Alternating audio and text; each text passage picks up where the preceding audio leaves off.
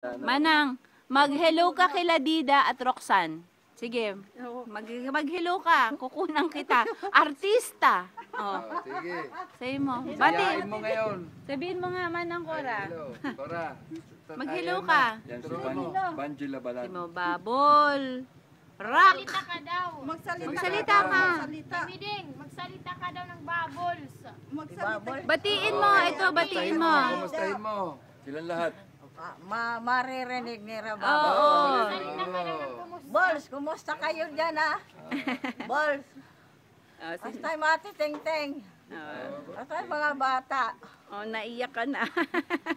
Sino pa? Si Dida, si Roxanne. Kay mga dag ko nalugod ang duduha.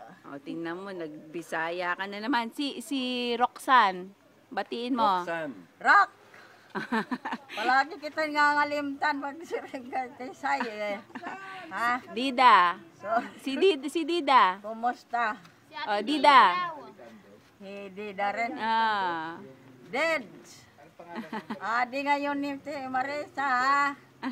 Nagabihan nga hira di ko ala, di ko tulog na nga ako. Gulat ako pa. Sire nga adi. Nagpamamangga tuloy ang pagbuhat. Manang ina, saan ka? Tawag ka. Manang ina, ikaw naman. Salita ka daw. Ayan, kinukuan. Si Roxanne. Oh, lahat sila, makikita nila to. Roxanne, kamusta ka na dyan? Oo. Bakit hindi ka sumasama sa Marisa? Sana sumama ka naman. Gusto ka namin makita dito.